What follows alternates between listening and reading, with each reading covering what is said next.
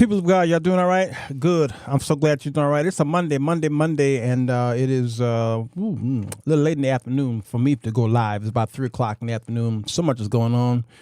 But I'm just excited to be here, and we just got through doing our little morning, afternoon thingies that we do. And so it's time to talk about some money here. I hope you can stay with me just for a few minutes, huh? See you in about 60. Good, you're good, you're good. Don't stop it. Bass. It's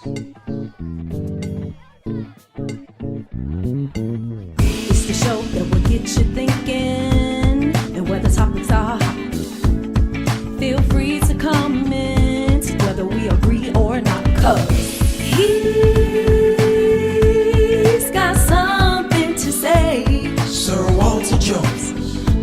Sirwalterj Jones.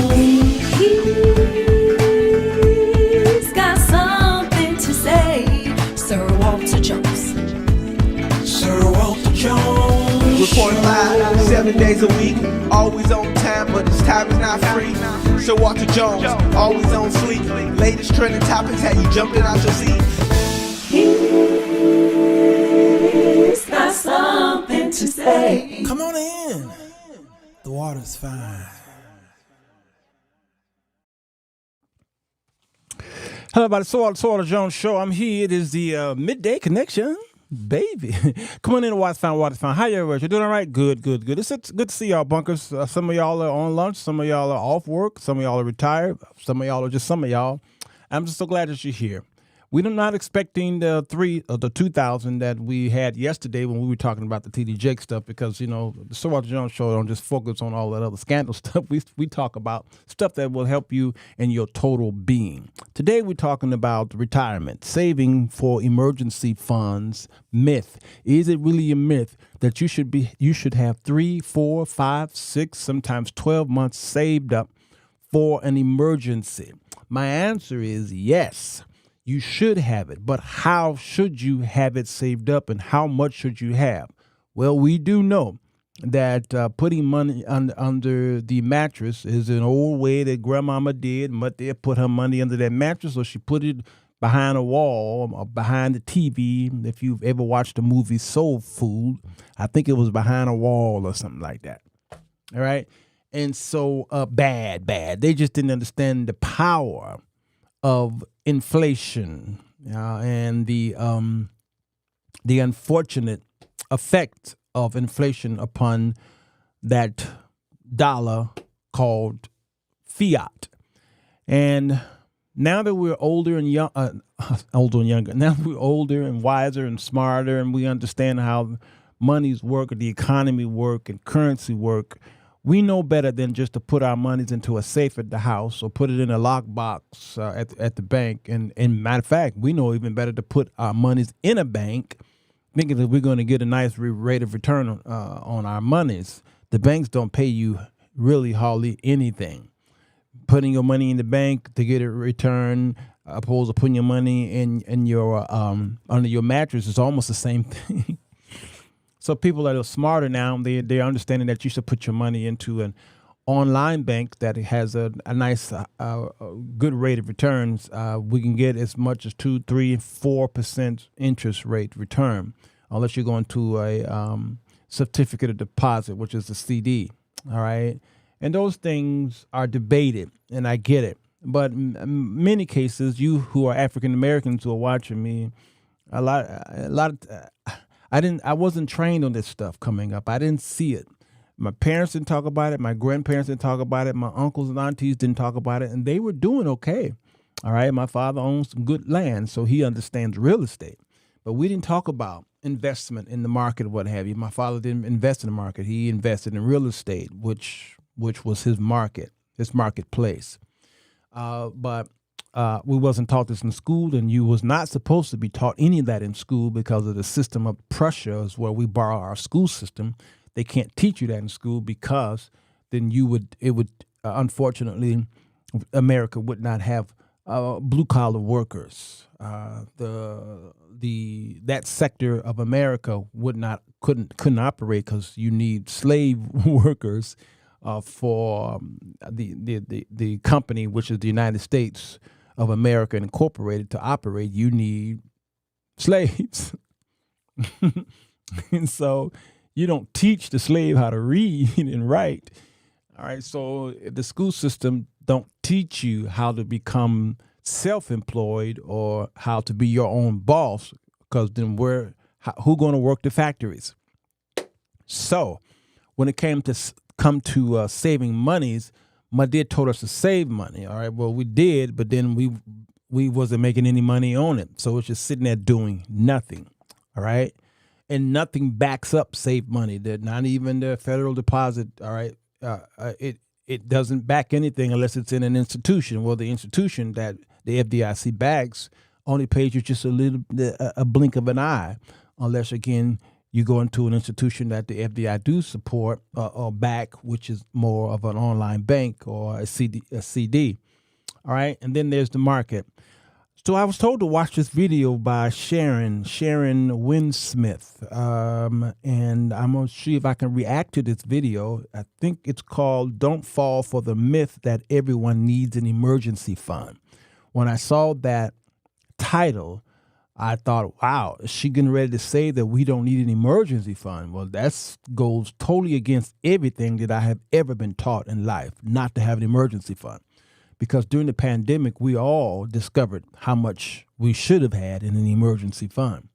Most of us realized how we were swimming naked, all right? And many people lost their jobs and couldn't survive off of 30 days because they didn't even have 30 days saved up, living check to check. So an emergency fund is absolutely vital, and it's something that I've been telling you all for many years now. But she is saying, based on her title, that you should not save for an emergency fund. All right. So this video is 12, 13 minutes long, and I want to respond and see where she's going. I'm sure she's going to say something that makes sense. And I'm hoping this is not clickbank. She's supposed to be a tax person. So, well, let's see. Let's take the benefit of the doubt. Now, I will say before I play this video that there's a lot of financial folks on social media, TikTok and YouTube and Facebook and Twitter. There's a whole lot of folks out there, who's giving financial, what's the word advice. That's a good word. Giving a whole lot of financial advice, and much of it is based off of their experiences. I can only give y'all advice financially on what I did, and then it worked. But just because you did something that worked don't mean it's going to work for someone else, especially if what you did may seem like a gamble to someone else, all right? So your testimony may have worked for you, but it may not work for everybody, so this is not a one-size-fits-all. So you're going to see a whole lot of people on social media giving advice on your finances, and they're going to be bumping heads. And every sector of America bump heads. They don't always agree. The educational field, a sector, don't agree. Teachers are not agreeing with each other. The teachers are not agreeing, and the board, the teachers' board, are not agreeing, and then the mayor who's hired someone over the board don't agree. The medical industry don't agree. During the pandemic, we saw nurses and doctors saying, do not take the jab. Don't do it because you're going to turn into a robot. I mean, I was shocked at the division in the medical industry. I knew that racism was happening in all sectors, but I didn't realize how they disagreed on something that we thought was just simple. All right. And so in the finance sector in the world, there is division. Somebody's going to tell you to get a whole life insurance package, and another person will say a whole life is ridiculous. I'm one of them will tell you, if you have whole life, it's ridiculous. They saw you coming. All right. Whether you're going to have life, a term life insurance policy, or are you going to be in the stock market separately? That's all whole life is. It's the market, and it is life insurance, and come together, and they presented you a package, and that package makes the person who sold it to you a whole lot of money. Okay? So I'm in the market, and I have a term life insurance. They are separate, and never the twain shall meet. So you're going to have a whole bunch of folks fighting online over finances, but you got to take it all and try to figure out which one works for you. Your brother Greg says 37% of Americans can't afford an unexpected expense of $4,000 or more. There you go. 21% have no savings at all. At all. And that's too many people. And if you crunch the numbers, that is divided by, well, it's how many people in America now? 350 million people. And then you got to take out the children. All right. And then you can crunch a number, and then you can look at how many of that is the 21% have no savings. Okay. So let's listen to her and let's see if she is on par or not. And it doesn't matter how educated she is. Doesn't matter if she's a tax expert, all these things. It really doesn't matter. Okay. Because we get a little fearful because some doctors have said some things that are absolutely ridiculous. All right. Some doctors have said that some people that they have given advice, that is, to people, and it was absolutely ridiculous. And then you say to yourself, you call yourself a doctor? All right. So degrees don't impress me whatsoever. All right. $400. Yeah, 400. Did I say 400%? What did I say? If I said something wrong. All right, here we go. Let's talk about the myth that everyone should have an emergency fund. I'm Sharon Winsmith, a tax attorney, active investor, and your go-to resource for proven investment and tax planning strategies. And in this video, I'm going to talk to you about why I think holding a bunch of cash is generally a bad idea. So we all just take it as a given that we need to have an emergency fund in case some unexpected event comes up. But I'm going to explain to you why I think this is really crazy and outdated. Now, I am just talking to financially responsible people. If you are someone who does not have any discipline around money, or for whatever reason you just don't have a lot of money, you should skip this video. But if you're someone who is financially responsible, I think holding cash at any given time can be one of the worst decisions that you can make with respect to managing your money. Wow. So why is it so bad to hold cash? There's two. Okay, we got to go with her intro, though. She says if you are financially responsible and you can afford, then listen to this. If you're not, don't listen to this. So that X'd out a whole lot of people. All right, so this, to me, already sounds like an elite group. All right, an elite a group of financiers. I don't know. Main reasons why holding a bunch of cash is a bad idea from a financial standpoint. The first one is inflation. I think most of us understand this, yes. But because of inflation, which is always present, the value of your money is going to go down every single year if you just hold it in cash. That's right. So instead of investing that money and getting a rate of return that exceeds inflation, if you're holding cash, it is a guaranteed loser. True. The purchasing power of that money is going to decrease every single year. Absolutely. This is why most economists understand that cash is really more of a liability than an asset. Yeah. And one of the biggest mistakes I see people make is park a bunch of money in something like a money market account, thinking that they're getting a high rate of return and interest. But that is really often misleading. That interest rate is rarely, if ever, keeping up with inflation.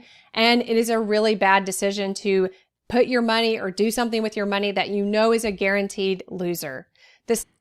Now, she makes a lot of sense when she talks about the money market. It takes money to make money unless you're an outlier. Yeah, that's true, Oscar Sims. Good to see you, man. But she's right about the money market. This the certificate of deposit. Okay, yes, if it depends on what the market is doing. It depends on what the Fed is doing. Because if the interest rate is low, then you should be doing okay. But when it goes high, like it did during the Biden administration, because of stuff was going on overseas and the exports and imports and all that other stuff that was happening, she's right that your money market account can't catch up with the inflation that was rising, and so your money is losing money. So in this area, she's right. Second reason is opportunity cost. If you are going to be an investor and try to get financial freedom, you are going to have to understand opportunity cost. Opportunity cost in the financial world means that you are losing the investment returns you could have been making on that money if you had made a different investment. So with money, you want to be putting your money to use in the most efficient way possible. That is never going to be cash. Cash is earning nothing. You are not putting your money to work when it's just sitting in cash. True. Even if you're getting an interest on that return that's paid by the bank, it is probably very low. True. Or as I mentioned before, not keeping up with inflation. Right. A good investor should easily be able to get at least 10% returns on average every year. So if you're keeping money in cash, that means your opportunity cost is at least 10% a year. And that is massive when you think about that in the context of how much net worth or wealth you could build over your lifetime. True. So what should you be doing instead of just sitting money in cash? You should be investing it. There are tons of liquid investments that you can make where you could sell that asset and get access to the cash pretty quickly. I'm going to talk to you a little bit later in this video about some practical examples of events that could occur as to why people think you need an emergency fund. But I've never understood why there would ever be something where I needed access to cash instantaneously and I couldn't just take a few days to sell some shares of stock, sell my crypto, sell some other liquid investment I have, raise that money, take it out, and pay for whatever it is I need to. No, that's my problem right there. That problem, she says, I don't know anything that I need where I need that money right away. She is in another financial bracket, number one. Number two, she obviously don't live among us. Now, she might have taken care of that in her opening. All right. So she doesn't live among us. She can't be talking to a general audience. There's no way you can say that and speak to a general audience. There are people who need liquid. They need their money. They need cash right away. And you can't wait 2 days. That reminds me of when the Republicans a few years ago shut the government down. Do y'all remember that? They shut the government down, but the senators kept getting paid. But everybody else couldn't work and they were not getting paid. And when they interviewed this one senator and even Mitch McConnell, they were saying, well, you know, and they was talking exactly like her. You know, you go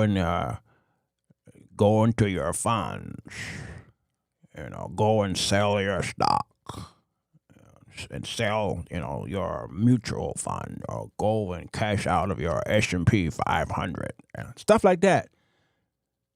That mentality tells you that they are far removed from regular Americans who don't have no S&P 500, don't have no stocks and bonds or even crypto to just cash out and wait 2 days for an emergency. You see what I'm saying? They are so, Congress is filled with so many people who are so removed from their own constituents who put them in there. This is why Donald Trump thought that you needed an ID to go to the grocery store. I don't think I remember him saying that. That you needed an ID to go there. These wealthy people who never walked into a grocery store ever to buy nothing. People do everything for them, everything. So that is a far removed statement to make that, don't worry, if there is an emergency, I don't know anything where you need an emergency where you can wait 2 days and cash out of your retirement. Now, in concept, for those who are in the financial world, that makes a lot of sense. But when you're talking to an impoverished people or those who are low income bracket, you can't just tell them not to have some money in mama's breast purse. You right? Nah, baby, hold on. Let me see if I think I got $50 in here. No, I got to wait $2. Two days. By 2 days, I may be dead or unalived. Y'all understand? Patricia said, need dummy course. So that statement alone tells me that she's of a whole nother bracket, a whole nother social bracket. I'm trying to be nice. So this is why I operate one of my smaller brokerage accounts as a checking account. I don't like to sit money in cash, however little amount it is.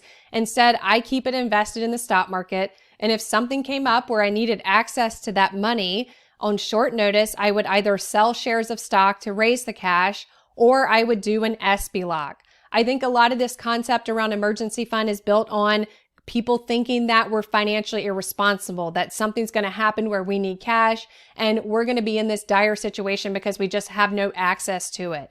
But if you're financially responsible, I will never understand why you can't keep that money invested in something like the stock market, crypto, or some other liquid investment.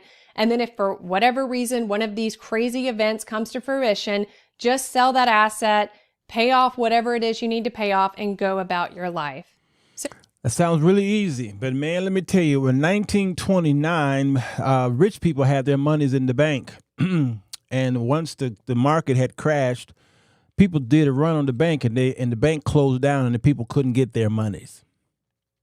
Couldn't get it.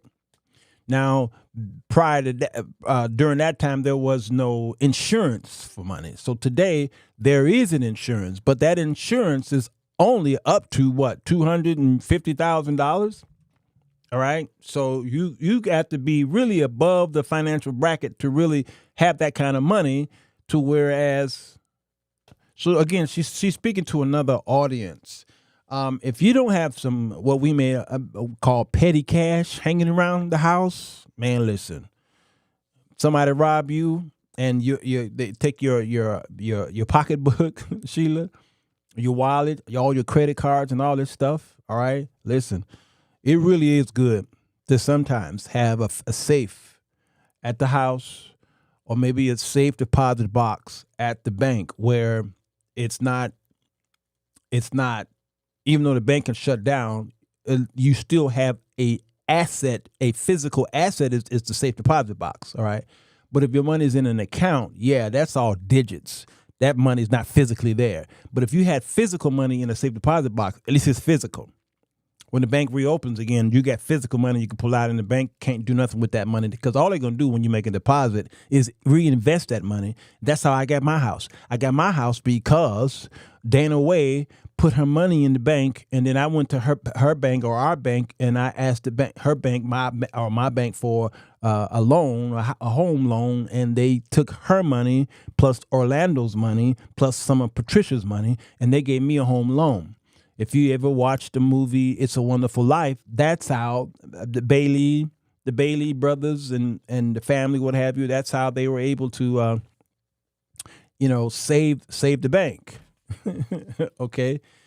For that same reason, that little scene where they did a run on his bank, and he was like, hey, Johnny Orlando has the money, and hey, Patricia, when you put your money in here, hey, Henry, I do a horrible James Stewart. Okay. So that's how it works. So you really need to have some money somewhere where you can get to it right quick, because stuff gonna be closed down. So again, she's of whole nother bracket. To further illustrate how crazy it is, this idea that financially responsible people need an emergency fund, I asked ChatGPT to give me a few examples of common reasons why people should maintain an emergency fund. And the results are hilarious. So to start with, this is the kind of quintessential reason that everybody always comes up with. You have some sort of accident. For some reason, your health insurance isn't paying the vast majority of that accident, but you've got a medical emergency and you need to pay a bunch of money that you weren't expecting. So here, I've never understood why this is the case. Is the hospital going to come at me with a gun and say, I have to pay it right this second? I can't have a few days to sell some shares and raise that money. That just seems kind of crazy. We can see how silly this is. The hospital is really going to take months probably to ever even send us a bill. That's true. She's right there. Oh, my bad, Dana. I think we already solved that problem a long time ago that you're a man. I have a friend named Dana, and it's a woman, so my bad. But I know you a man. My bad. All right, but she's right about the medical. She is right. They're not going to come after you right away. So right there, I give her the benefit of the doubt. And also, if you have adequate health insurance, it should be paying the vast majority of that. So why, as you'll see as a recurring theme throughout a lot of these, can I not just sell shares, sell crypto, sell an investment, and pay for whatever that money, is needed for? Again, that may sound weird, but her beginning told you all this is for people who have been smart investors. So I have to give her again her an A for effort. All right. But if you got good insurance, then yeah, she's right about that. But a lot of folk don't have good insurance, and some people got good insurance, but some things that just still don't pay for. Job loss is really an interesting one. So I think this one needs to be unpacked in greater detail. It's kind of crazy to me that you have a situation where you could lose your job and then you would structure your entire finances around that possibility. So why are you relying on such an unstable income source in the first place? I think agree. that's a bigger problem to think agree. about. But also, what's going to happen if I lose my job that I can't, again, start selling off investments? And that does actually happen in practice. People get fired for whatever reason. They have to start selling assets because they're having expenses that they weren't expecting to not have income to pay for. But again, why can't I sell investments to pay for whatever I need in that scenario? So home repair. That's good. She's true there. I often tell people you really shouldn't have one job that you've been leaning on. Job security is no more. There's no such thing as job security. I bumped into a man at the post office a couple hours ago. I went to my P.O. box, and he was standing there at his P.O. box looking perplexed. He looked like he was about 80 years old, and he's just standing there looking really sad. How you doing, sir? And he was like, I'm fine. But he says, when do you get mail here? I said, yeah. He said, I've been looking for my Social Security check. It's not here. He says, I always get my check from here. I said, well, I got mail. I got some. I said the bunkers sent me some money a few days ago, so I got something in the mail last week. He says, this is a shame. I said, did you go up to the window and ask for one? She says, well, if anything came, they put it in the P.O. box. And I felt so sad for him. And if I had some money in my pocket, I would have given it to him, just to hold him over. It didn't matter who he was. He could have been a veteran. He could, I when I see older people like that, I almost bow to them. They're the ones who made the world go round. I respect them highly. I'd go broke for them. And but I didn't have anything, I just got through doing my little thingy, so I didn't have anything. And we walked outside together and talking. He said, this post office is, I've been living here for over 20, 30 years, he says, and this place has really gone down. I said, yeah, I've been living here almost as long. And yeah, it has gone down considerably. And I kept thinking about how so many millions of Americans are waiting on a piece of mail to come through by the government for them to survive. He told me, he says last month, he says there was a line all the way wrapped around this post office. I said, oh, must have been the first of the month. Yeah. He said it was a line. And these are people who are waiting on their Social Security. And it's sad to know that there are people who still, are struggling and needing that Social Security. And Social Security, we'll talk about it on Patreon. There's a Patreon that's going to drop tonight at 7 o'clock Central Standard Time. And we're going to show you how much Social Security pays every month, which is like right there where the poverty level is. And when my grandson, Walter Jr., we call him, gets up in age, my age, there won't be any Social Security. And these men and women have worked for 30, 40 years on the job, collecting, and so you can't gamble with their monies. All right? So I said all that to say, we need to look at other people's livelihood, and then redetermine our financial stability or the lack thereof. And we cannot just rely on one job anymore. All right? So you have to act like you're in the market when it comes to your job, and you need to be doing something else, because at any time you could go to work and your job would have a sign on the door. How many times have we seen this on the news where people went to work and the key didn't work. The key didn't work in the door, or there was a sign on the door that says, "We are closed, not just for the night. We're closed forever." No memo, no email, no 2-week notice, nothing. The company shut down, and they took your money with you. They owed you that last check, and you didn't get nothing. Understand? So you really need to think about having some other kind of operation going. And you need to use the gift or the talent that God has given you to make that money. This is why I made more money during the pandemic than I had ever did, because I was able to use the technology of that time to use my gift and my talent to make money to get through the pandemic. Use the gig economy. We're living in a time that we've never lived before, where we can just make money by sitting at our desk, just talking to people. The gig economy is something that we've never seen before, because at one time you couldn't just drive people around. You had to be a cab driver, and the cab driver had to pay for this $1 million, what they call them things. They call the things that you did, that thing that they have to have. It costs a lot of money to be able to afford to drive a taxi in Chicago or New York, a placard or whatever they call that thing. Now, all you got to do is go down into the local Uber office and use your car that you've paid for, or that you're still paying for, and go out there and make $100, sometimes $200 a day. Ask me how I know, because that's what I was making. Now, you're going to be out there hustling all day. You can't have a full-time job and do that too every day. No, but some people are working during the day and then Ubering at night. And then that's what I did. And I made good money, so because I was able to. Medallion. Thank you, Joyce E. Sample. All right. So the gig economy is amazing.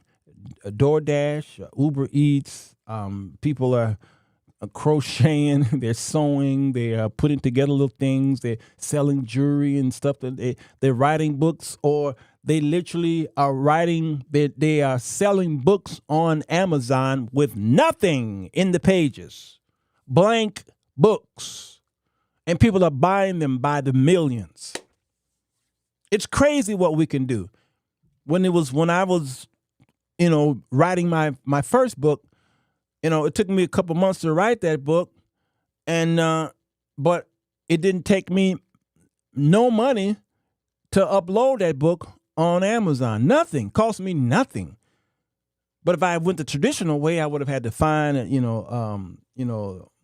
broker, an agent, that is, and then a publisher and all this stuff. And then the publisher would have taken, the agent would have taken some money, the publisher would have taken some money, and I would have gotten maybe 50 cents on per book, and until it died down and what have you, all this stuff. But I went through Amazon and I was able to get much more than that, and it just continues to every month I get a return on that every month. Every month Amazon sends me a check. And they don't send me any check through the mail. They send it to me direct deposit. So there are seniors out there who don't have direct deposits. Some of them don't even have a bank account. They got to go to what's called currency exchanges here in Chicago, or check cashing places, and they're waiting that long line to get their checks. Or they go to the post office and get their checks. And if it's a snowstorm here in Chicago, or rains or something happens, it's going to be delayed, or if there is a government shutdown and all kind of stuff. And these seniors suffered through that. Come on, Daniel. eBay selling was hot. Yeah. I'm telling you. Bears Bolton, blessings to you. Good man right there. Good man. Yes, sir. Let's talk for sure. All right. So let's continue in what she's saying here. All right. Because you really need to really think about how long your job is going to be there. It's not guaranteed that you're going to still have a job. All right. And so you need to be able to lean on something. So we're going to talk about here. I'm going to pull out the investment calculator, and then we're going to see how much money you could have been making if you had just continued to pay your card note, but you pay your card note to yourself. I'll talk about that in a minute. Repairs and car repairs kind of go together. Hopefully you have insurance to prevent against any big accidents that could happen with either one of these.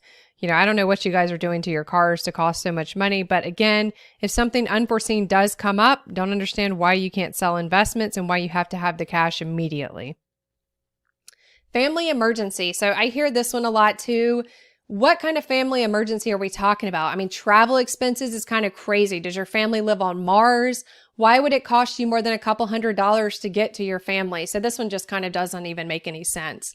Unexpected travel. Again, where are we going that costs so much? Surely we're not basing financial planning off the fact that there could be some fact pattern where someone's having to pay a few $100s to fly somewhere and can't easily pay that with salary or other sources of income. Here, I think you can start to see where this concept of an emergency fund is really focusing more on financially irresponsible people. The last one is probably my favorite, pet emergencies. This has to be some sort of joke. So you're telling me I'm going to hold a bunch of cash in case my cats have some sort of medical emergency. I do live in New York City, and I will tell you, I pay a heck of a lot more money than I ever thought I would for my cats just to take them to the vet every year. But this is really kind of crazy that I'm going to have an emergency fund on hand because something's going to happen. I don't know, maybe my cat's going to need a lung transplant or something that's just going to cost a bunch of money. But then that gets back to that same concept of why can't I just sell an investment to raise the money? Why do I need the money right now?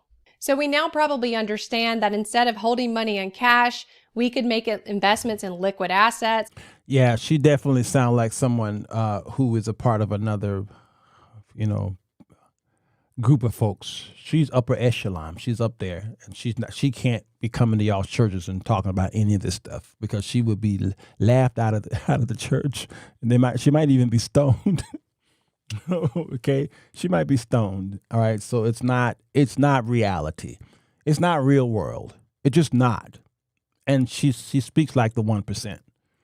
Even though she's telling the truth, she speaks like the 1%. And it would be difficult for her to walk up and down our communities and give seminars because, again, she would not be talking to most people in that room. All right, yeah, Dana, she's definitely upper class. All right. I can't believe people are buying blank books. Yes, Rochelle. And here's the thing about that. I'm glad people are weird purchasers, consumers. I'm glad they're weird because the weirder they are, the more the opportunity is for you and I. You follow the trend. And when those people were jumping into those NFTs and even these meme coins seem so silly to buy a meme coin. A meme coin is worthless. It's nothing. It's nothing tangible. But people are becoming rich by buying some silly meme in a coin that you can't physically have in your hand. And they become, so you follow the trend. But you got to have somebody to hold your hand and be a part of a community so that you won't lose your shirt. So when people were selling these books that have nothing in the pages, these are journals basically, Amazon folks was making a whole lot of money. So when people are greedy doing stuff like that, that's an opportunity for me to make money. Again, Donald Trump was, even though I didn't vote for him, I was like, you know what? Secretly, I was saying in my head, I hope he wins. I'm telling y'all that. Don't tell nobody. I was saying to myself, as much as I don't like Donald Trump, and I'm not going to vote for him because of my conscience, I sure hope he wins. Because if Donald Trump wins, I am going to make some good money. Y'all understand? You have to take what's there and make that lemonade. Our seniors suffer because of the lazy, low life, low down family. Yeah, we must do better. They get messed over the system. And yep, it took care of us. No reciprocity, selfish. That's it, Oscar. Let me tell you, brother, you are on your spot there. When I see old people, seniors, aged, whatever we may call them, I do everything I can for them, everything I can for those people, because they are the building blocks of what I have now. Everything that I have now was built on the backs of those seniors. And so, man, I almost bowed to him. So that's why I spent a lot of time with that man at the post office. I literally was getting ready to tell him, listen, can you wait right here? Let me go home and let me find some money. If I can find $200, I was going to give it to him. And no payback, no nothing. Nope, you will not pay me back. Nope, I don't care. I don't care. I'll make that money up somewhere. Donald Trump is going to help me make that money back. How are you doing? You've got some nice taste in dressing. Well, thank you, Alfred. I appreciate it. I was. It was cold in Chicago, so I put this on to keep me warm while I was outside doing stuff. Let me see what else I see here. Somebody else said something that I wanted to spot. The interest. I am preparing materials for several books myself. Would you consider doing a show? Yes. Some of the things that would help us. Absolutely. I'd like to do that. I'm gonna bring in my editor who helped me edit, who edited, that is, my books. I'll bring her in and do a show on from the very beginning of writing your book all the way to uploading it on Amazon. I would definitely book her for a show. Let's do that. Where am I? My Cash App has a section to buy Bitcoin. What do you advise? I advise if you going to start buying Bitcoin, the Cash App is a very shaky piece of material. The Cash App, let me tell you, the Cash App has gotten better with their technology because so much fraud was happening on the Cash App. So much fraud. So they have gotten down to double what you call it when you're signing in. And they've gotten better with the updates and more security and all this stuff. And so they are much better than they are, all right? But when you want to practice Bitcoin, use your Cash App, that's fine. But I think Coinbase is the better trusted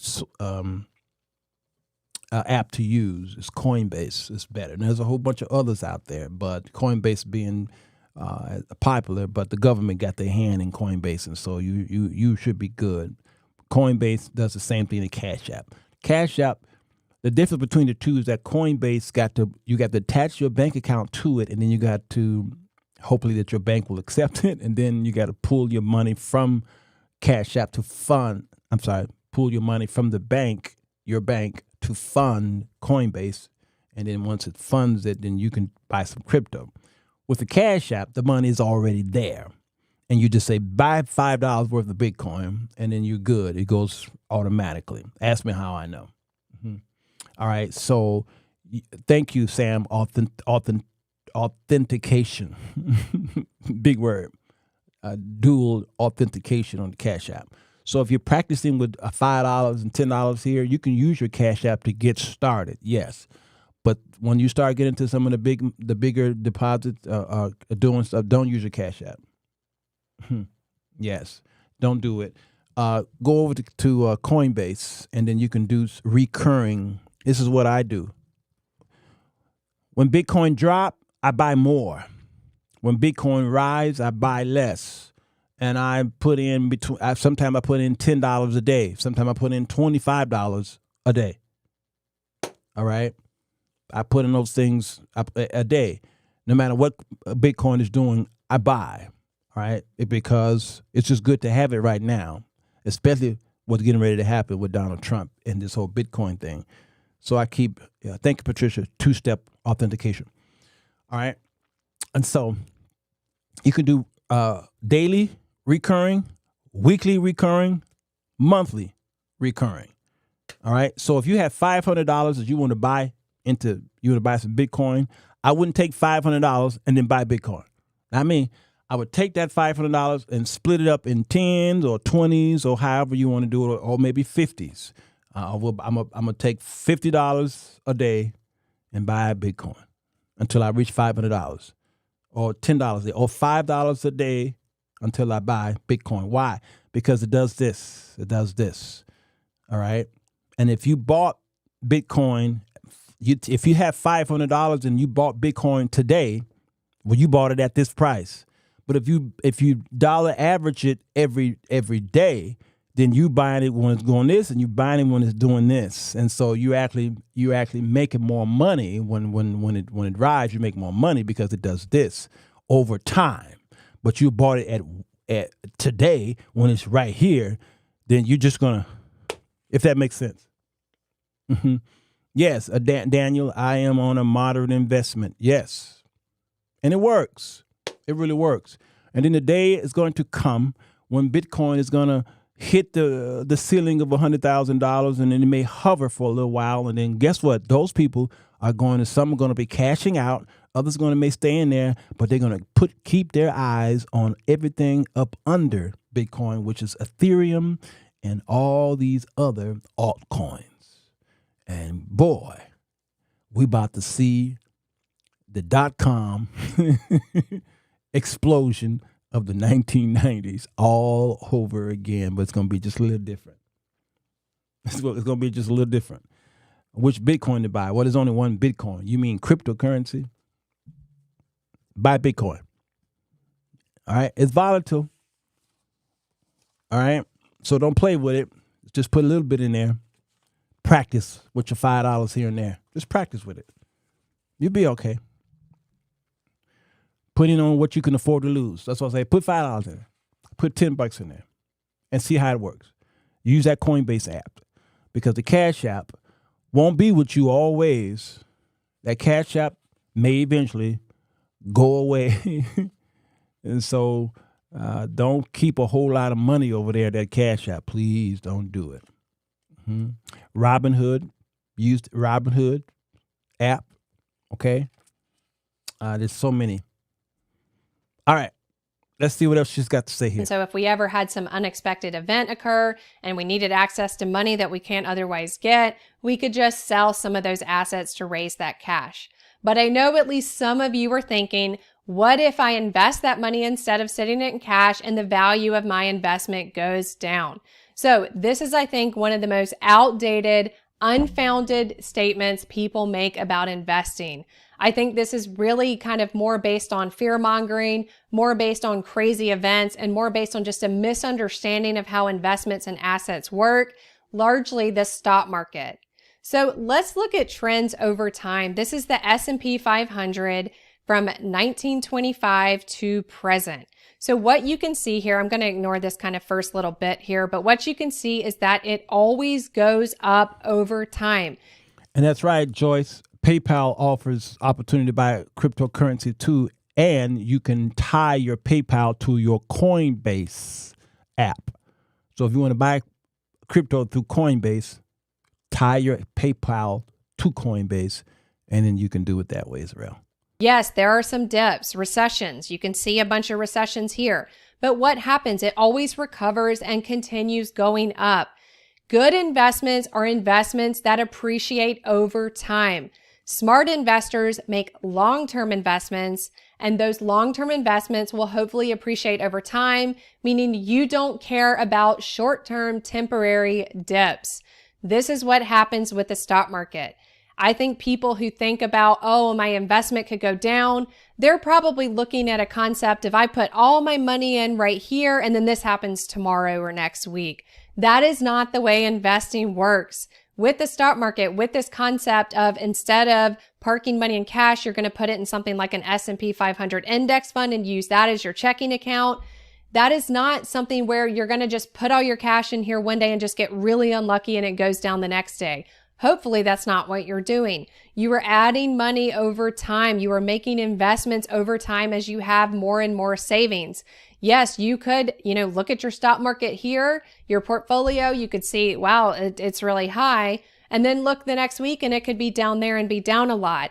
But that is not the way to judge the value of your investments. True. You don't look at the highest point it ever was and then look at the lowest. You look at it on average every year since you've been investing. Right. So anyone who thinks about the stock market as being very risky, there's someone looking at the peaks and troughs, right? Yeah. They're thinking, yesterday my investments were up, $100. Tomorrow they're down $200. That again, I cannot stress that enough. That is just not the way smart investors look at their investment portfolios.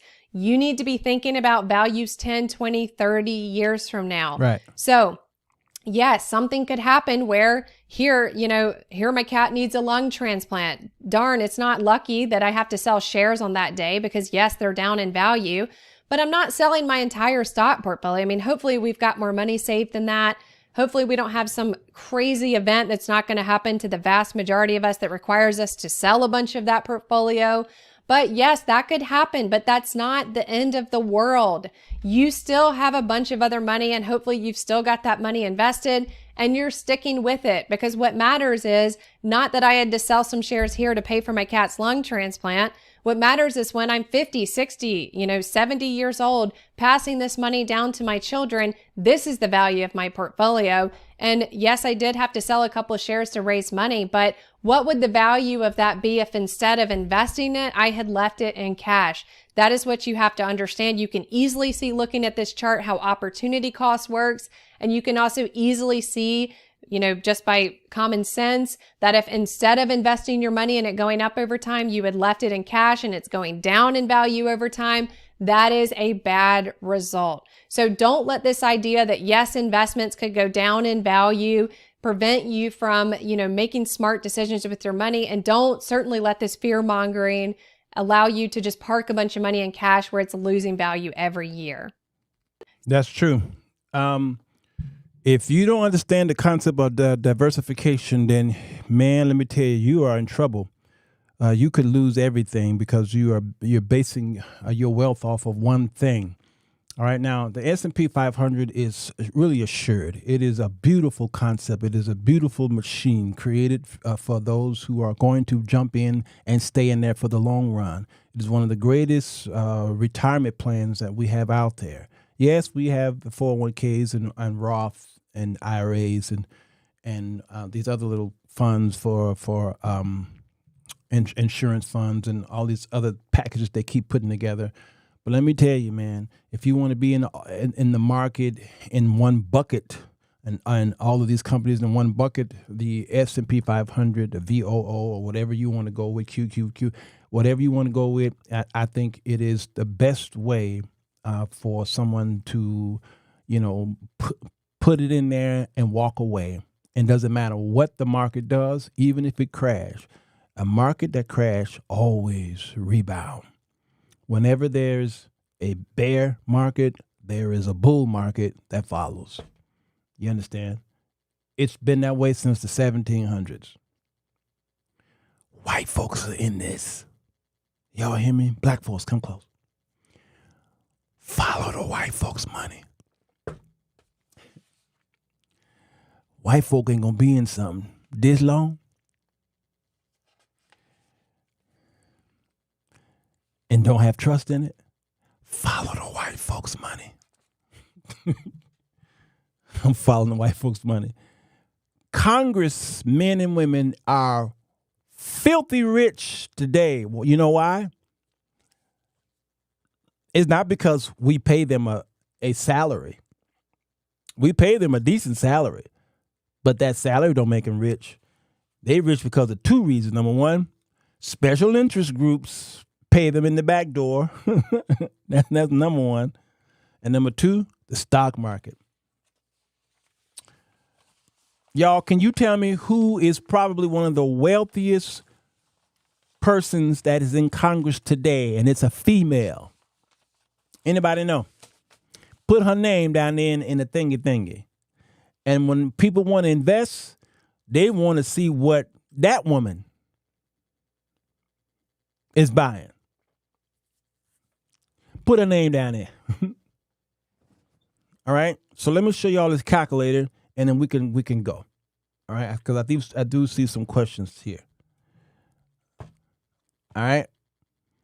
Let me look at the questions. Emergency funds are not meant to. Thank you, Nicole. Thank you, Wendy. Pelosi. Filthy rich. Yeah, emergency funds are not meant to make money. That's right. It is there to keep you from dipping into your retirement. Come on, Nathan Grant. Preach this with me, man. Preach this with me. My wealth planner advised me to invest in what like use on a daily. Yes. Yes. If you have a Samsung phone for you Android folks, or if you have an iPhone for you iPhone folks, and you're not investing in that thing that you trust more than anything is your phone, and you don't have any stock in it, it really kind of makes no sense. Now you can jump into the S&P 500, and then you can own a percentage of the stock, but it's going to be very small. And then what you can do is, you can diversify by then having individual stocks, which I like. So not only do I have money in the S&P, I also have an individual stock in Android. I mean, not Android, but an iPhone. Why? Because I trust her. And it's because of the money that I bought the phone with. It's the reason why then I also bought the stock. Now, I don't do that with everything because I don't buy Nike shoes, but I sure like their stock. Yeah, come on, Joyce. They get that inside info. That's why we watch Pelosi. Watch Pelosi. Now, all right, I saw a couple of comments here. I got 5 more minutes before I have to shut it down. Let's see. Delight? Would it make sense? Still learn through your Patreon? Yes. If I have any questions on Bitcoin, how do I contact you? Well, I don't take phone calls on all that stuff. You're gonna have to ask the question within Patreon. Or you can also send a private message on Patreon. You can send a private message on Patreon, and then we'll lead you to the right way. Evelyn says, I remember one time the stock market crashed. So if this possible with Bitcoin, yes. What is absolute concern concerning the economy? All right. Well, let me correct myself by saying yes. I don't see Bitcoin crashing. No, I see Bitcoin taking a dip. It's a difference between a dip and a crash. Foreign nations are buying up Bitcoin by the millions, which tells me something about Bitcoin. It's here to stay. Even though it's still volatile, it's here to stay. And you have to now treat Bitcoin like you do your regular investment. Go long.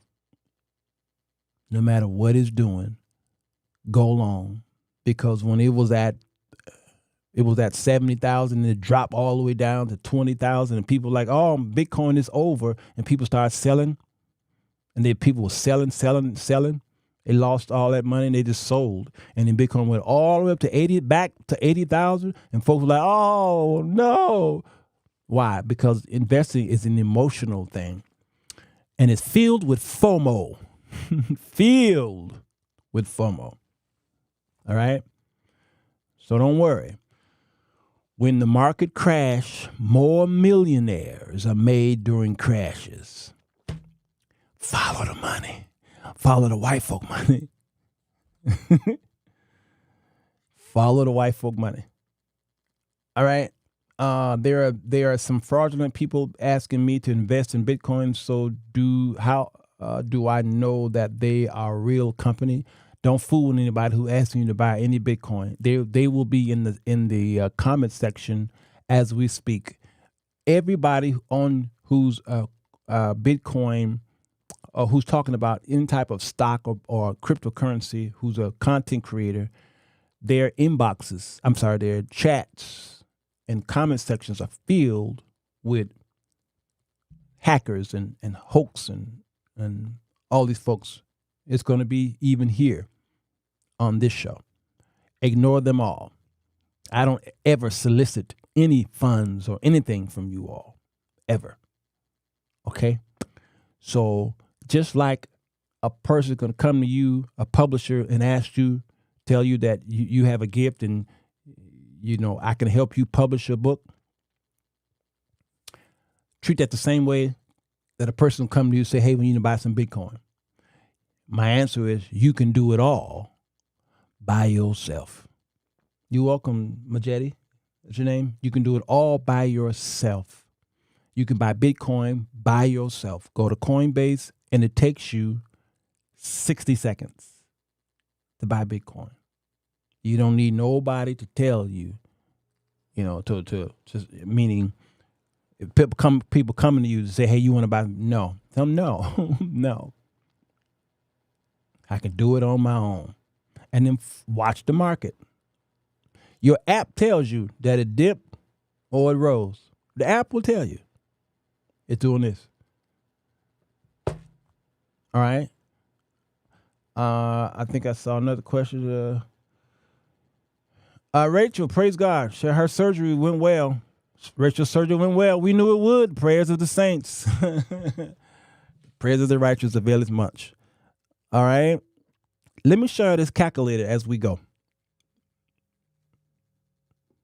I'm going to show y'all probably what you've been missing out on. Some of you might have seen this calculator before.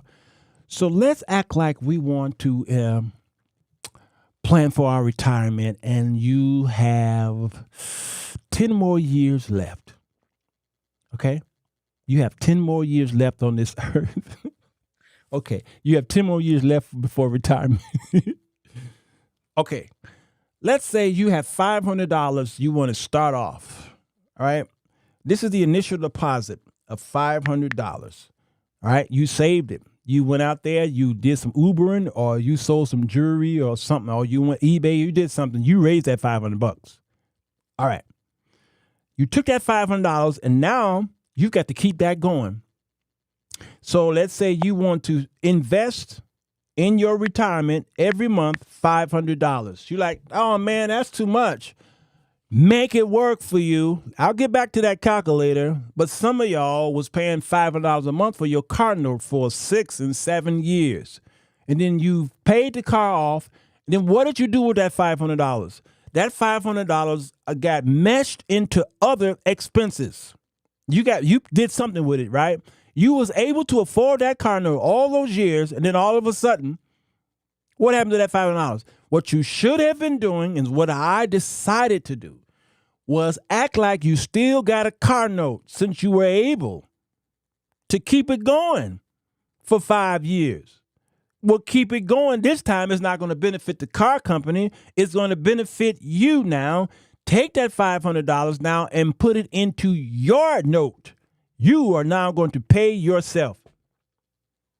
Pay yourself $500 every month for years now.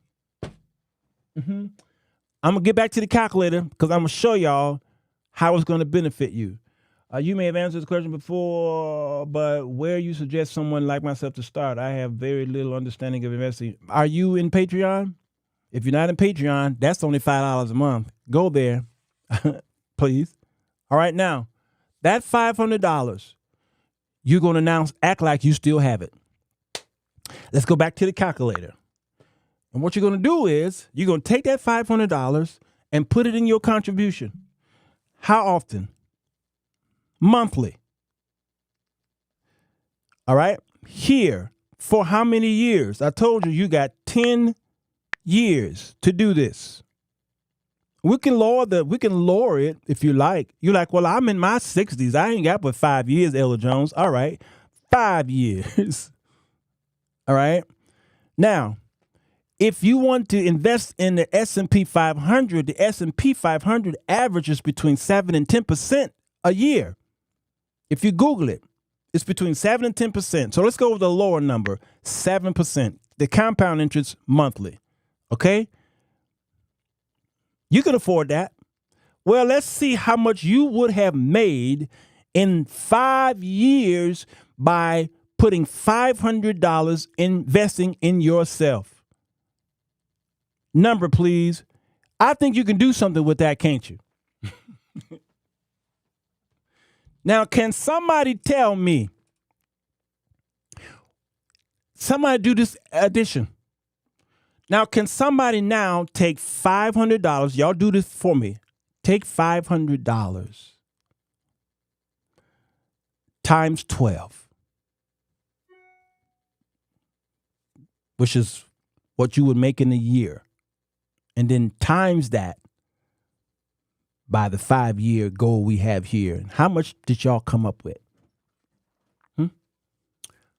You're taking $500 and putting it in your bank account, in your bank savings account, $500.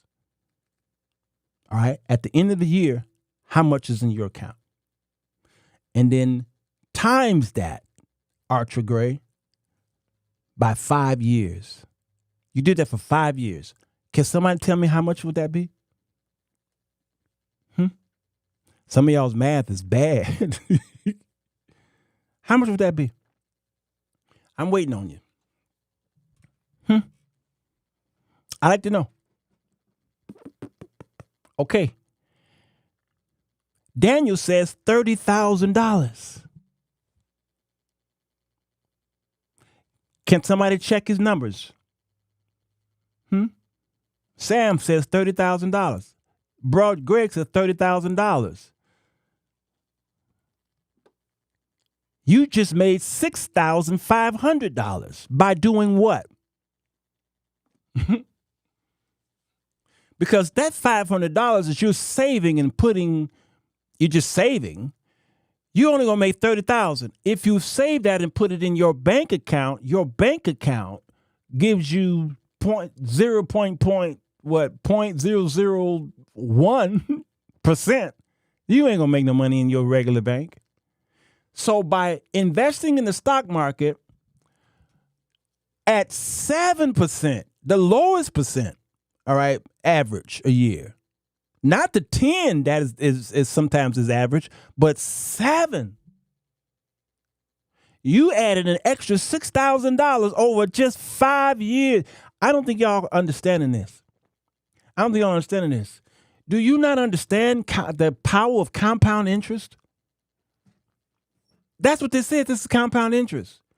You made $6,500 more in only 5 years by acting like you just bought another car under a 5-year contract.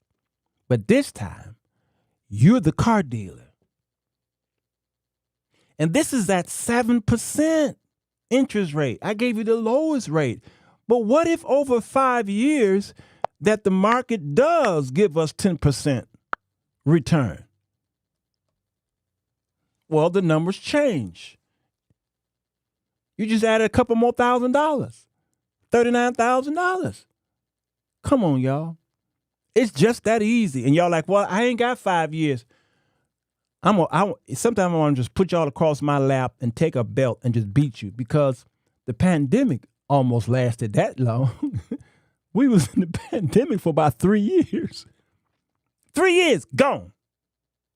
You could have been investing. Now, that's $500 a month. Some of y'all can afford more. Some of y'all can afford more. Well, let's act like you're doing 5 years, but you got 10 years to go. You want to retire? All right. Some of y'all might be younger and you got 10 more years. Or you might want to do this with your children. 10 years, you all. 10 years. All right. At a 10% return in the market, you're only putting in $500 a month. Look what it is now. Hello? Y'all can do something with that, can't you? Right? Later said, we still in the pandemic. we sure are. Huh? Y'all can do something with that, can't you? I have a high yield savings account in American National. It is a little bit more interest than a regular. Amen. We mentioned that earlier today. Fat Boy's Bakery. I got to check where your bakery at? I love to support black businesses, especially. I see your picture. Yeah, you are black. I love to support black folks. Where you at? I need to know where you at, because I love to support black folks. Food spots. Y'all see that? That's $103,000 over a 10-year period. And we have wasted 10 years not doing this, and we have put $103,000. We gave it away. She said, "Don't beat the people, Elder." Sister Spice. $103,000. We just walked away from that money. Walked away. And I'm not telling y'all, this ain't Bitcoin. This ain't cryptocurrency. This ain't options. This ain't something that's really risky. This is the S&P 500, where most people, including the richest man in the world, well, he ain't the rich man. What's his name? They always quote from him. He said, listen, if you're going to do anything, put your money in an index fund. Put it in there and walk away. And be faithful with it. Now, that's $500 a month. Some of y'all are making good money. So I'm just going to play this nice game with you. Okay? I'm going to play this nice game with you. What if you had put $1,000 in there every month? Some of y'all can afford that, actually. Warren Buffett, thank you. Warren Buffett. And the other brother, the older man, he died this year, who typically, do these little talks with him. He swears by the S&P 500, and then put and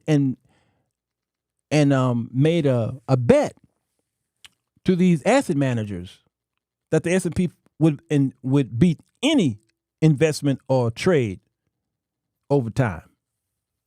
It wins every time. These hedge fund managers beats every time. But if you had put $1,000 in there every month, for those of you who may make much more than the average bear, I'm afraid to show y'all I'm afraid to show y'all what it looked like. All right, I think you all can see where I'm going here. All right, Charlie Munger, thank you, Nathan. I think y'all see what I'm going here. Now, that's over a short period of time. That $200,000, and some of you say, I can't retire on that. Well, you probably can't, depending on your spending. But you can take that money over 10 years and then reinvest it. Can't you not? I bet you can. You can take the $206,000 and then reinvest it and live off of it. I bet you can. And it's just the S&P. That's not individual investing. That's just the S&P 500. But what if you've got a broad range in your portfolio where you're doing you're buying all these other products? That's just $200,000. But people who are taking bigger risks, who are in maybe crypto or who are doing options, who are trading, who are investing in individual companies, who are buying gold and silver and stuff like that, they're spread out much more. So that's just $200,000. That ain't counting all this other stuff that's on your portfolio. This is how the wealthy stay wealthy. This is how they do it. All right. So I like to do this show on Mondays just to show y'all. You keep walking away from all this money every year. You in Houston? Fat Boy's Bakery? I got to get to Houston. Come on, Oscar. Ching, ching. The only thing to fear is fear itself. Credit unions are great. East Point, they're set up for people like us. Yeah, I love credit unions. Y'all, you got to stop walking away from that money. Thank you, Patricia, for the super chat. You got to stop. It's only taxable after the fact. Capital gains. You're going to pay a tax on capital gains, absolutely. But long as that money is sitting there in your brokerage account, you ain't paying no tax until you draw. Mm-hmm. Rochelle said, I'm listening to learn because I'm clueless. Hey, Rochelle, listen. So was I.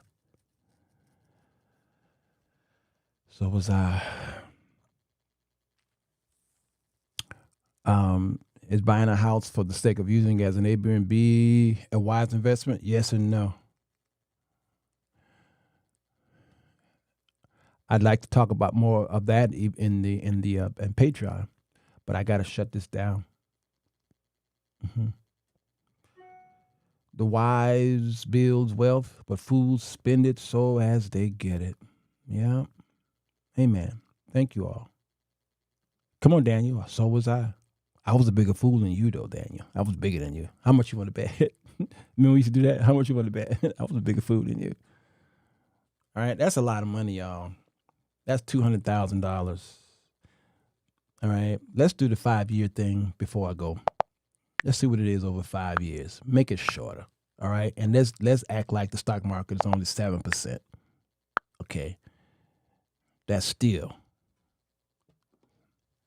$72,000, y'all. I cut 5 years off. That's still $72,000. And then I shaved the market down to only 7% interest rate. That's still $72,000. You can go to sleep and wake up in 5 years and you got $72,000. Come on, y'all. Come on. Y'all playing with me. How much does it take a black man to be convinced? This is crazy.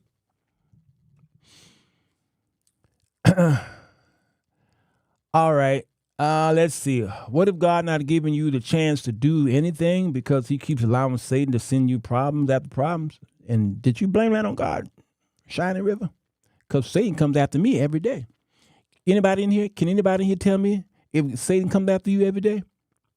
Because God didn't promise you that he was going to stop Satan from coming after you. He didn't promise that. He spoke to the Apostle Paul, and Paul said, all right, come in, come close. Joyce, do your job. Paul said, come close. Let me tell you what's going on with this Satan thing.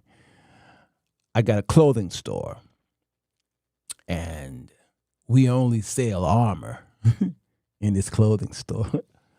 Do I have to finish that bit? I think y'all can finish that bit, right? I got this clothing store. And I only sell armor. Come on, Delight. That's his job. And these clothes are free. And they fit. They one size fit all. We don't cover your back. We only cover your front because that's where your vital organs are.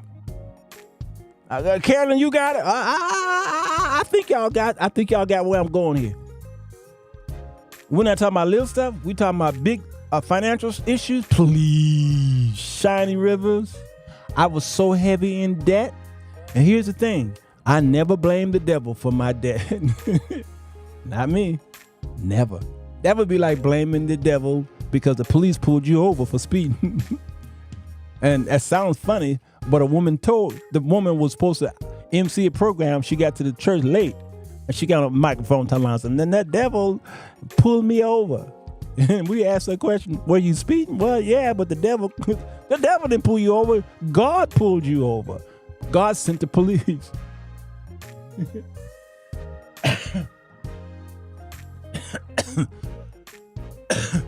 Yes. If Job didn't stop, neither shall we.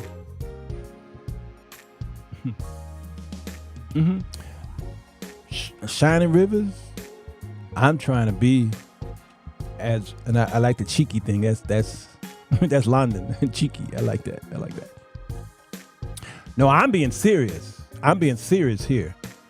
All right. I was deep in debt. Deep in debt. But it was Satan's fault for Job losing his family, not God. Satan's fault.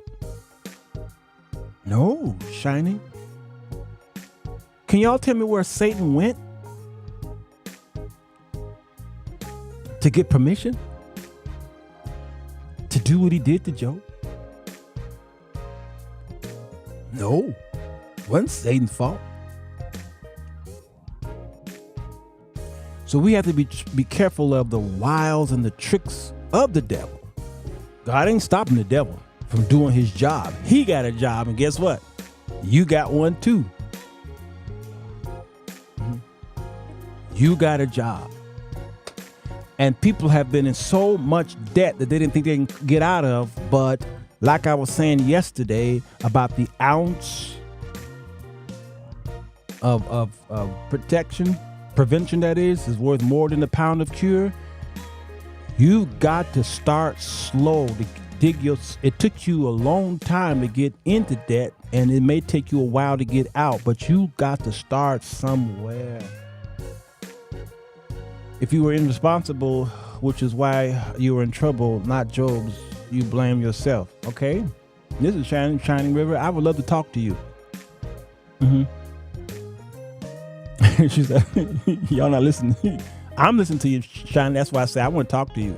Email me. I want to talk to you because you are sincere, and I need you to. If you are part of us, you've been with us a long time. I need to help you get out of this by giving you the best advice.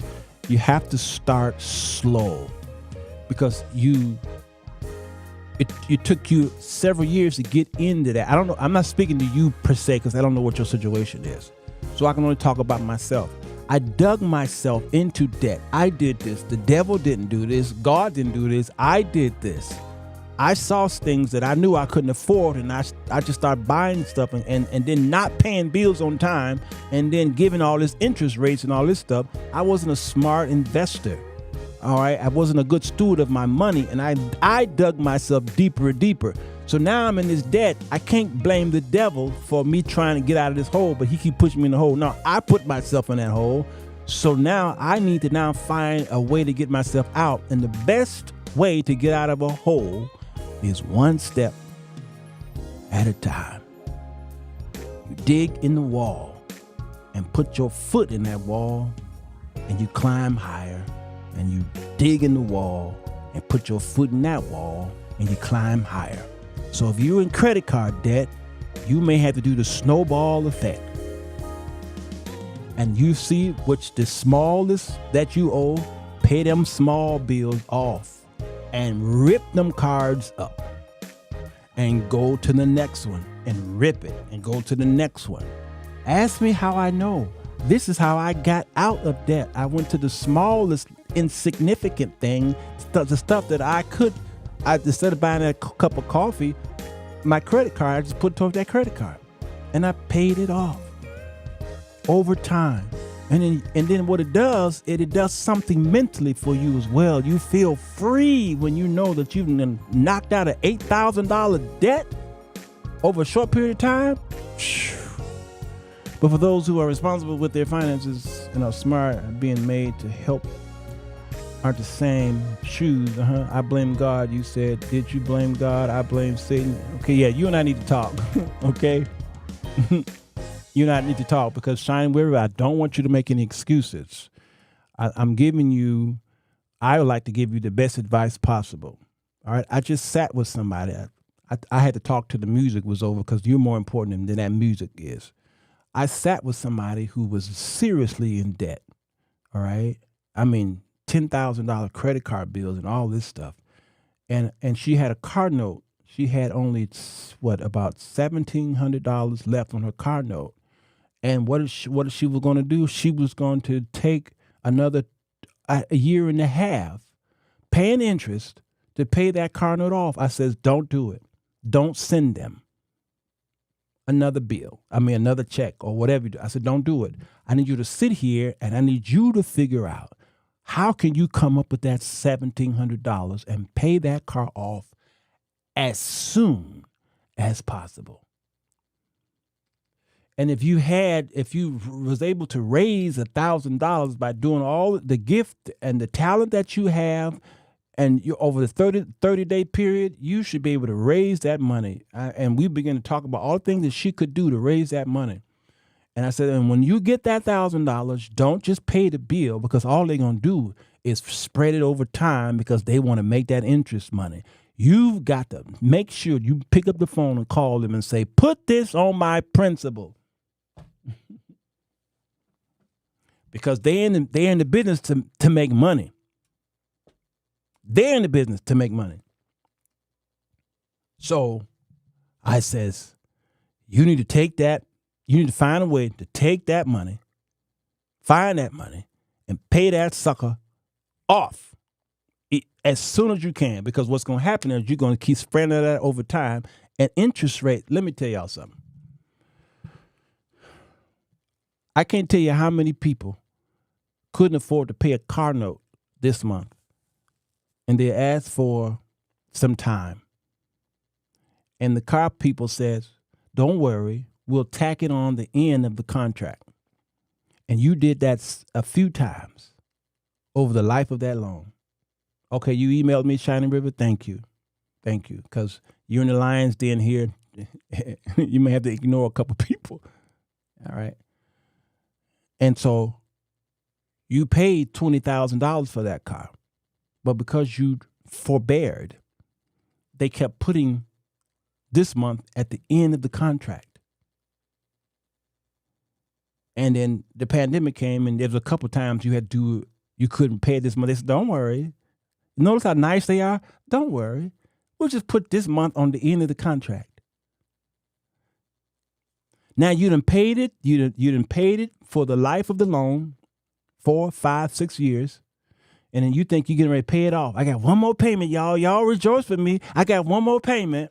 And then you make that call and they say, okay, you can make that payment. Oh, by the way, you owe us $10,000. What?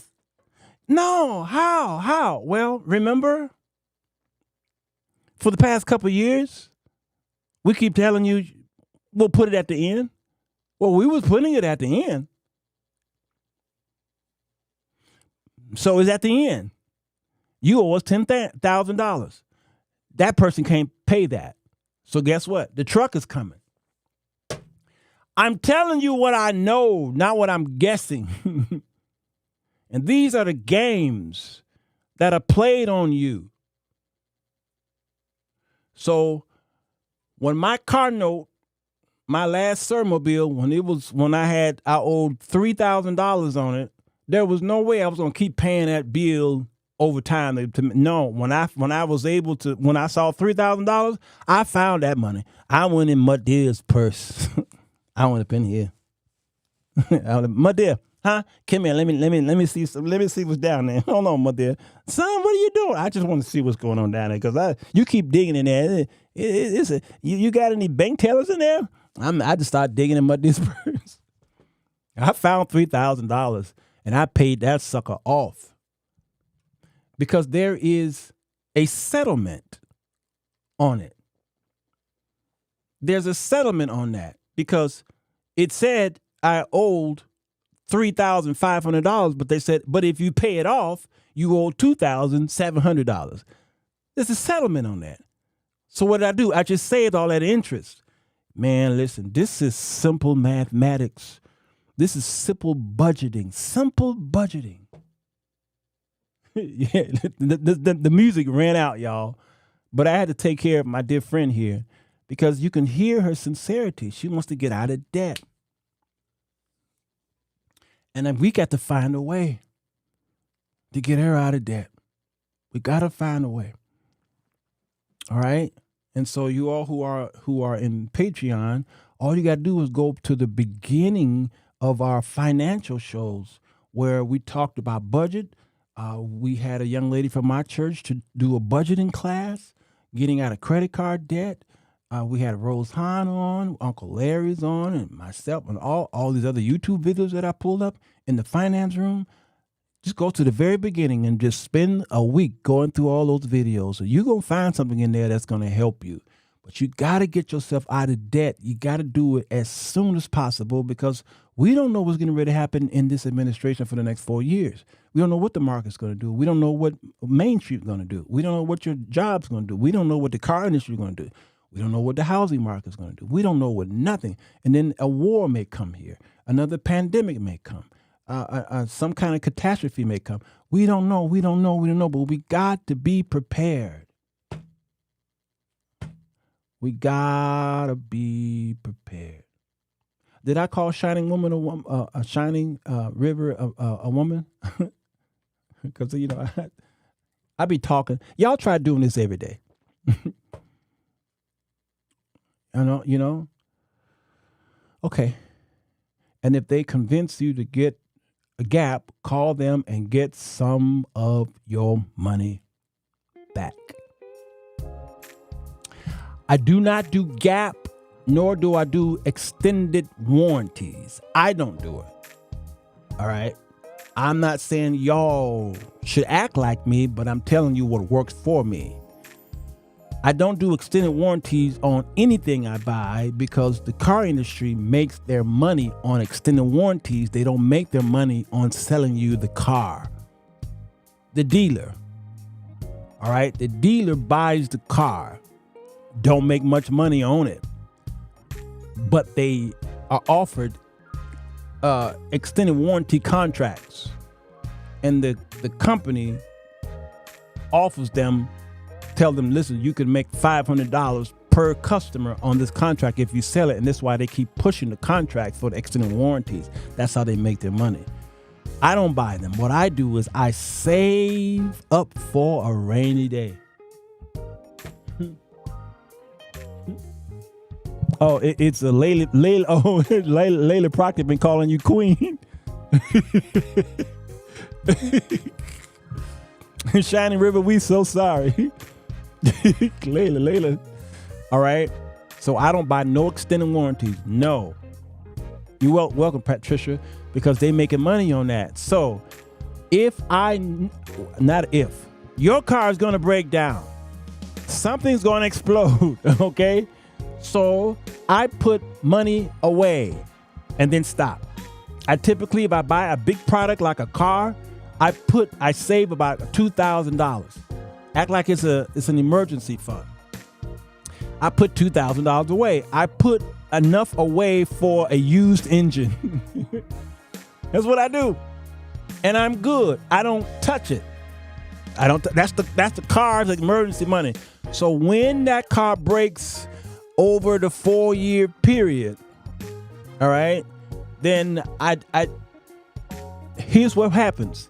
You all got these extended warranties that won't honor what broke in your car.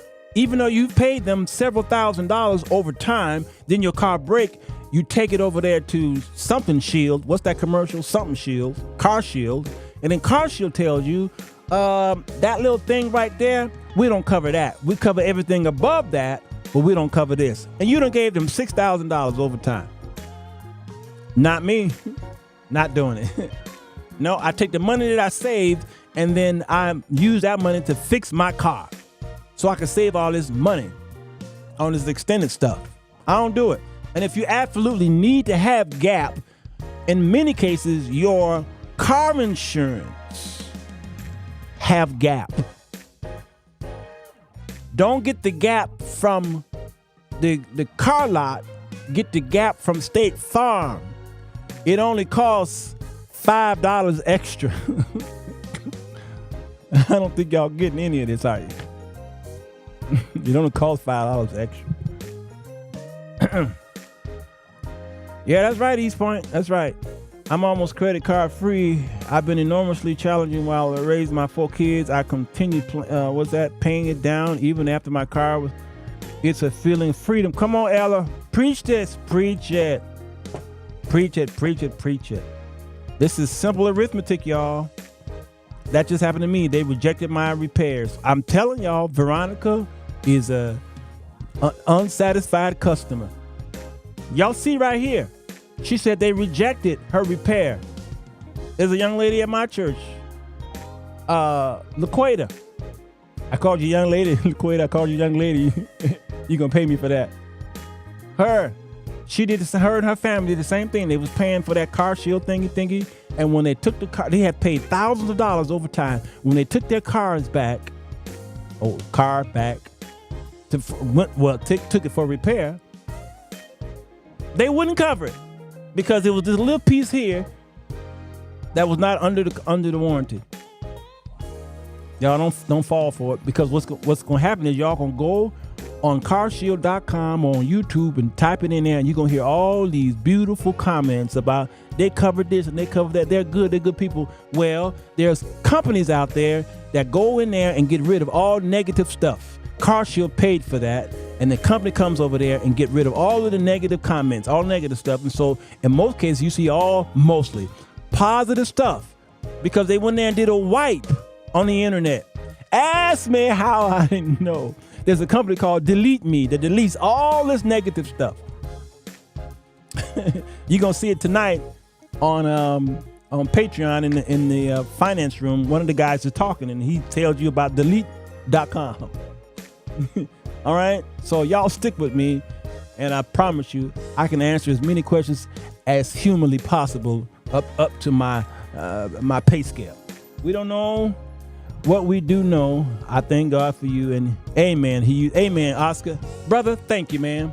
Just for that, I'm going to ask you for $25 for the Cash App. All right? Send me $25, Oscar, because you made me feel so good. I want to go get me some lunch. I love y'all.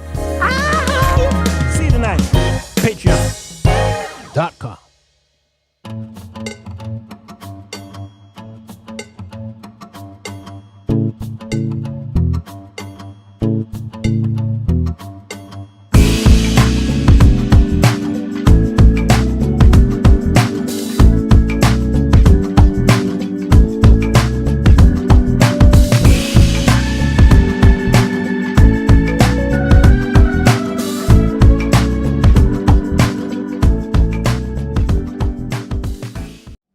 Fellas, does it seem like you can't get a good woman? Ladies, wonder why you can't keep a man?